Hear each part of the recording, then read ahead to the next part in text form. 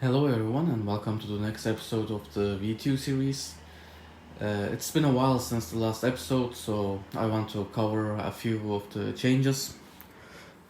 And I'll start with the obvious one. We can see that the Voron 2 is no longer in this cabinet, but it's here. I explained this more in the behind the scenes video, but it's about the next project that I'm going to do, which is the Enraged Rabbit project, which is a MMU2 type of a multi-filament feeder system that I haven't printed yet, but the reason I'm showing these is this is also related to that project. This is a filament spool holder slash buffer. I'll get to that. In the last episode I was working on these load cell filament weighing system, but that is cancelled. That's because I'm building the, as I said, the Enraged Rabbit project, which means they wouldn't work. Like, I need 9 spool holders with integrated buffers. Those are for 4, and they don't even have a buffer system, so that just take too much space, etc. I actually did the software programming on those, but still, I decided to not finish that.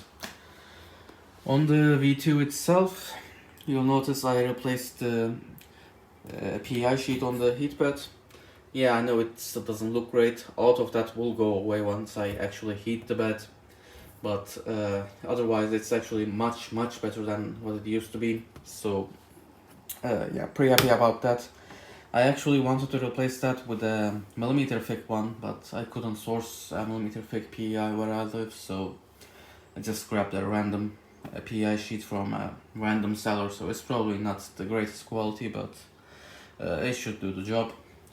I haven't replaced the SKR in there yet, so if you don't know what I'm talking about with that, one of the SKRs there, it's having some USB communication issues, and it's something to do with the SKR's hardware, not the cable itself. So I got a replacement for that, but I haven't replaced it yet. I'll get to that, and probably won't even cover it in the video since it's just a straight up replacement. So one thing I need to do is I need to replace the fan duct on the Voron 2, because as I said in that behind the scenes video, the hot end fan is dying because of the setup. So I guess let's start with that, and then we'll move on to something else. I know it's not easy to tell, but I replaced the duct here with the new Bad Noobs version. You can tell by the newer fan housing for the bottom fan here, for example, and if I thought about this I would have unscrewed that so you see the ducting behind it. So I guess give me a second, and there we go, I unscrewed it, and if we lift this up you can see the new air duct there. I always mix those two, there we go. So you'll notice that it's a lot different from the previous version. So I don't know anything about actually channeling air, etc. So I don't know if it is any better and why it is better, but since this is a newer revision, hopefully it will work. I am still interested in using Sako's design. I just had this printed from before, and that's why I use this. So next step is I have to figure out the spool holder mounting on here. What I'm thinking is using just 2020 extrusions, mounting them to the wall, and then mounting these like that. There are a couple of problems with that, of course. This is meant to be placed like this, so the PTFE tube is here and the spool is riding on that. So I'll have to modify the part and the flag itself here, because it's not visible if I mount it that way. There is another problem though.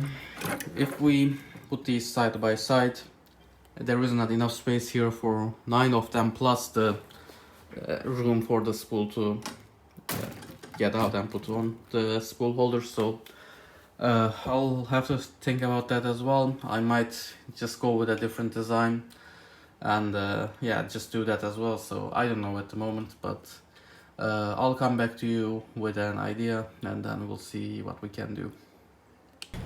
So I was about to edit spool arm for the Garrett warehouse, but I thought I should show you how to edit an STL file using Fusion 360, because I found that a lot of people don't know this. So What you do is you insert your mesh file, in this case the spoolarm.stl, and yeah, here is the mesh. You'll notice that this is pink, that's because this is a mesh and not a brep. So what you have to do is convert this to a brep, but the problem is if you right click, you'll see that there is no option to convert this. The solution is pretty simple. You just right click and choose do not capture design history. It will give you the warning, and now you can just right click and select mesh to brep and click OK here. Give it a second, and there we go. This is the regular body. Now I like to have design history enabled, so I'm going to enable this. And well, that's basically it. You'll notice that there are a lot of triangles on the surface. That's because this was a mesh and STL files are saved in only triangles. So yeah, that's why there are a lot of triangles, but the solution is pretty simple. You just select one of them and hit delete on your keyboard, and there we go. We now have a pretty smooth surface. So let's do that here as well, and there we go. But this doesn't work with anything that's curved. So if you try this on, let's say, a curve here, I'll just demonstrate here. You'll see that it doesn't really do the trick. If I delete this again, you'll see that it's more and more just getting an angular surface. And that's just a limitation of the way this is processed. Again, that's because these are triangles. If you really need to fix that, you can fill it back in using extrude and then extrude a circle there, and that should fix it. But yeah, for a pretty small file like this, it's not really important. So yeah, you just fix the flat edges and flat sides, and well, that's about it. So yeah, I guess I'll get to editing this and then I'll come back to you with the result.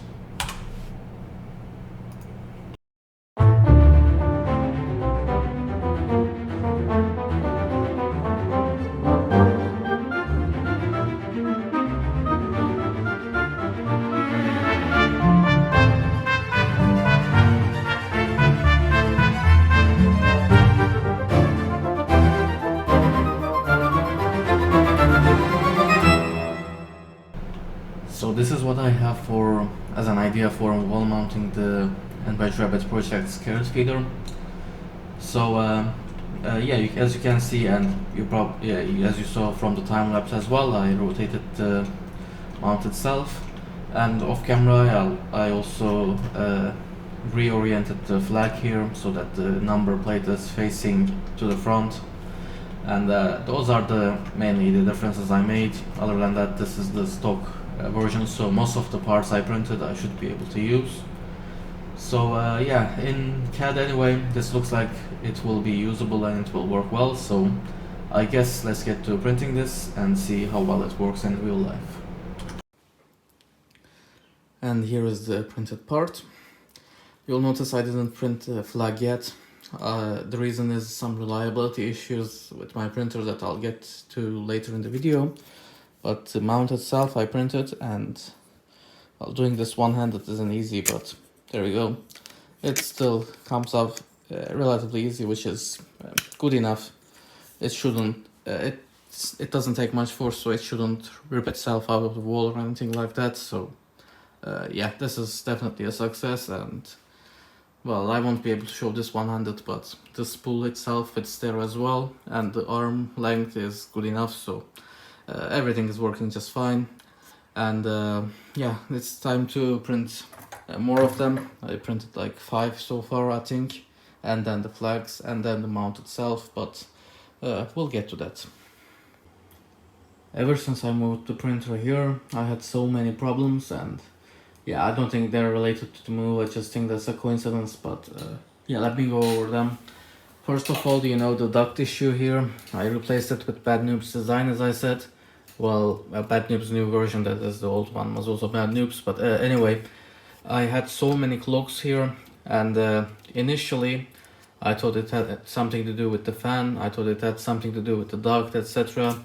I tried to eliminate everything, and I think I actually did eliminate everything.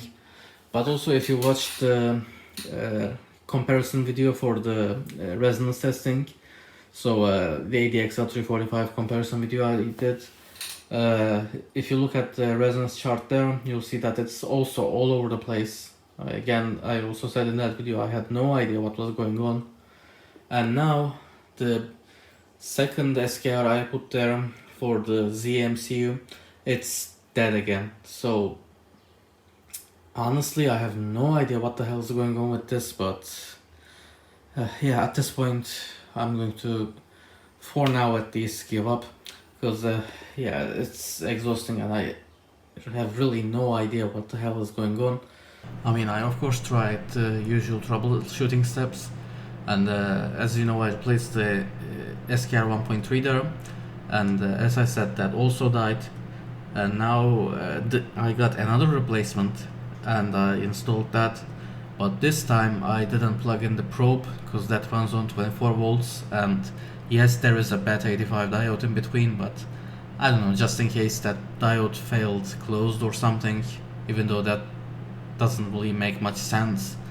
Yeah, I didn't plug that in. I also didn't plug the display in because I know the wiring for that is a bit not great, but again, I didn't plug that in. And SKR, just like the replacement one I installed previously in the video did, that SKR also worked for a while.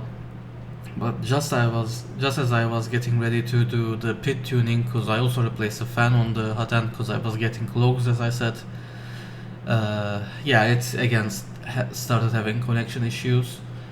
Now with the two recent SKRs, the second one I got is also from the same seller, so it's the same blue one. So I'm assuming with both of those it's the 2.3s, but I have no way of knowing for sure. I'm just guessing there. But with those two, one thing I noticed that's different is with the SKR that died previously, the LED was still coming on. It just wasn't responding to anything. With these two, the LED isn't even lighting up. So I don't know if it's the exact same fault or not, but yeah, again, it's definitely not working is the thing. And usually when there are problems, if there are multiple problems, you try to find the common source of that. So in my case, I'm getting clogs on my hot end. I'm getting really weird vibrations on my resonance measurements for the ADXL345, and I'm getting dead SKRs on the ZMCU. So it has to be connected to the ZMCU, which there really aren't many things on the hot end that are connected to the ZMCU.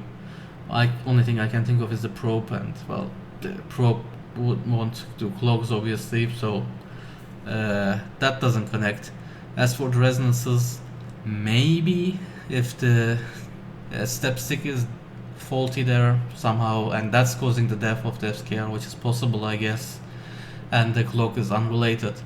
The resonances maybe could happen if the stepper motor on one of the Z motors isn't really holding the gantry in place, maybe, but and that could explain the SKR's that. But again, in this scenario, then I'm assuming the clogs are unrelated, which that's not really a great way of trying to figure things out. But honestly, I can't think of a single thing that connects all these three faults, so I don't know. As I said, I'm giving up for now, and I'll pick this up later.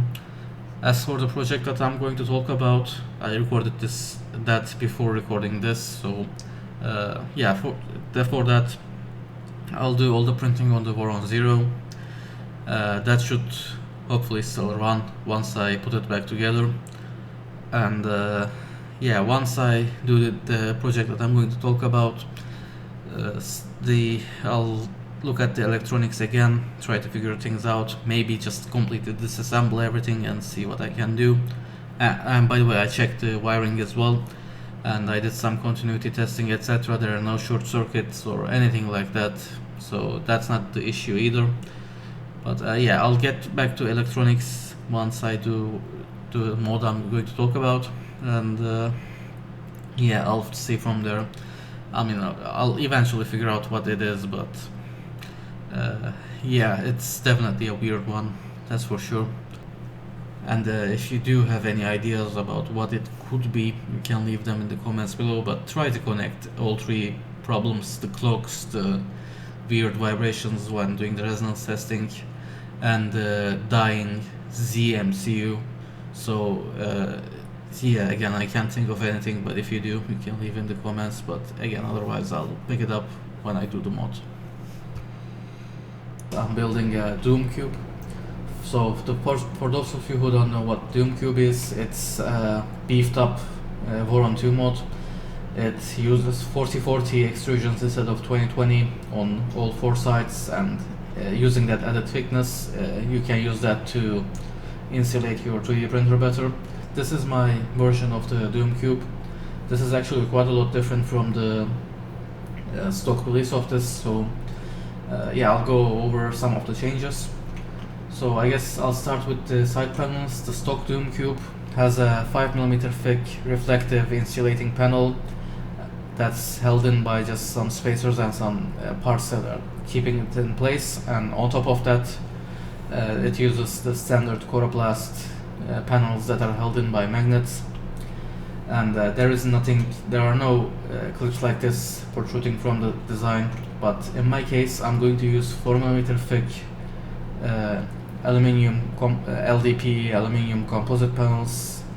I think that Alubond is one of the brands for that in Europe, but I'm not using that brand and I'm not 100% on that, but it might be the same thing. And on top of that, I'm going to use 30mm thick rubber roof insulation. And I'm not sure if I'm going to go with the reflective type or the standard type. I'm leaning towards standard. The reflective is obviously better for insulation, but I also really don't like the look of that, and as I said, I don't really care about that, so I might just go with the standard type. I haven't ordered it yet, so I have time to change my mind. But yeah, that's what I'm going to do for the side panels. And the deck panels, you can see that there are 2 deck panels on this design. That's one of the changes. There are 2 electronics chambers, which is nice. And another change from the stock design is this door. The door, actually, I found a design on the Discord from HardK, and then that was for 300mm Doom. I modified it to 350, and I did that by just extending the extrusions by 50mm. That's about it. And another change is I moved the plug panel to the side. That's to do with the new location of my 3D printer. It's just easier to have the wires on the side. And on the back, the middle skirts, you can see I modified them and added a large cutout there, and designed these cable covers that are meant to be double-sided taped in place. And that's for the wires running between the upper electronics chamber and the lower electronics chamber. I could do that internally as well, but I think it's a better idea to do it where it's not visible at all. In the bottom electronics chamber, I'm going to have the high voltage stuff, so the 3 power supplies I have and the SSR. And by keeping the SSR in there as well, I'm not going to run any high voltage stuff to the upper chamber. And in the upper chamber, I'm going to have the Raspberry Pi and the SKRs, or I am considering using duets, switching the duets there as well, but yeah, I'll make that my mind on when it comes until it's time to actually do the electronics on this. And another change is this Nevermore Air Filter. Again, I talked about this in quite a few videos in the past now, but yeah, when the 3D printer is running in that room, I get headaches, and this is to combat that. You might say that, well, this is supposed to be an insulated 3D printer. Why are you actively pulling air out of it? And yeah, that's one of the things that makes this not optimal setup for high chamber temperatures. But in reality, I don't think this is going to have a big effect on the chamber temperature, and if it does, I can just turn it off, and in that case the air path here is really restrictive, so I don't think much air is going to go out of there, so I think that's still going to work. One challenge with this setup will be the mounting of the Enraged Rabbit project, the carrot feeder of that, so the main unit of that. I think that's meant to mount on a top extrusion on a Voron 2.4, but again, since we have the top electronics chamber here, that's not an option. But I know what I can do. I can just I'm actually printing the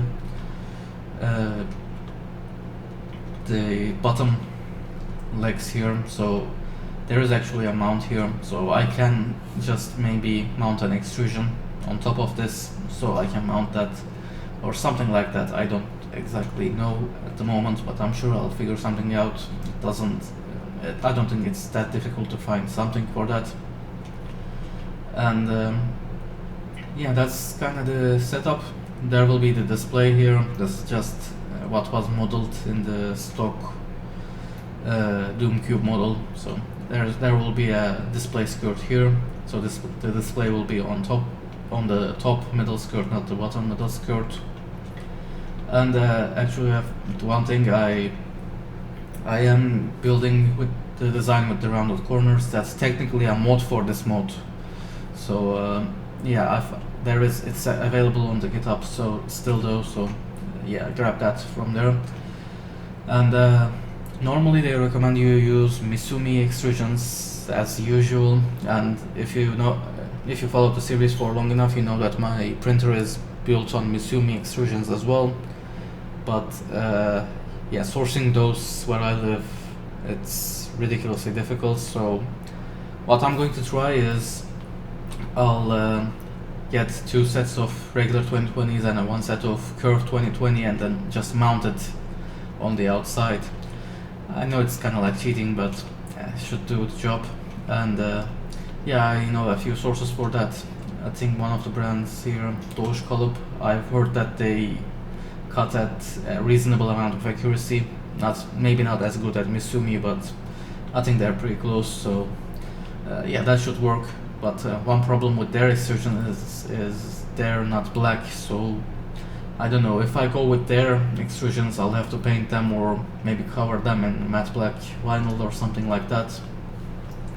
But I don't know yet. Maybe I'll just get regular black extrusions. I can get black extrusions from other stores. The problem is I don't know how well they cut them, so that's why I lean towards the other option. But I don't know, maybe I'll just go with that since it doesn't really matter in this case anyway. It's mostly cosmetic. And yeah, those are the primary differences. I also designed a duct here that can go through the 30mm insulation plus the 4mm panel to reach the air filter here. So that's a change. I'll still keep the umbilical system in place. So yeah, that's not modeled here, but the toolhead will still run on the same umbilical cable, and I'll still also keep the other custom PCB on the gantry for the XMY motors or AMB motors, and I'll keep the custom PCB for the bed here. And yeah, the gantry one will run through the direct chain, and for the PCB here, the cables will run behind the printer. And the umbilical, I'll probably just drill a hole in the center of the panel and let it run up here. And yeah, it should work. For the door panels, and I say panels because you can see that it's a dual panel system for better insulation. I am considering polycarbonate, but I'll have to source that. I don't know a good source for that, but that's better with heat, so I'll try to find that. For the upper and lower panels here, I'm probably just going to use acrylic. With these though, I'll need a custom shape, at least for the corners. The handle cutout here isn't really necessary, and I guess I can do the corners here by hand, but I might just get it laser cut as well. I don't know yet. But the main deck panels, they're still the same 4mm thick composite panel with the 13mm thick insulation. The the mount is designed for 5mm thick panels, so I'll have to get creative with that. I'll probably just use the rubber sealant we use on board the Voron 2 for the outer panels. I'll probably do the same thing there. And yeah, that's kinda the project here. And yeah, I'll do this Doom Cube, and then do the Nevermore, and then do the Enraged Rabbit project. So that's the order of projects now, even though I technically started the Enraged Rabbit project first. That's the logical order, since I decided to do the Doom Cube now. So yeah, there will be a lot of content over the next few months when it comes to this. For the Enraged Rabbit project, I already ordered the parts anyway from China, and yeah, that'll take a while to arrive anyway, so starting the Doom Cube first isn't such a bad idea, since I can source everything locally for that. And for the, well, after doing the Doom Cube, doing the Nevermore filter should be a pretty quick build. And yeah, after that I'll do the Enraged Rabbit project, because that's a bit more complicated. But as I said, there will be a decent amount of content over the next few months for the Voron 2, so definitely stay tuned for that. And if you're interested in, if you aren't, subscribe to the channel so you don't miss them. But that's it for this video, so I hope you enjoyed it. If you did, please leave me a like down below, and thanks for watching.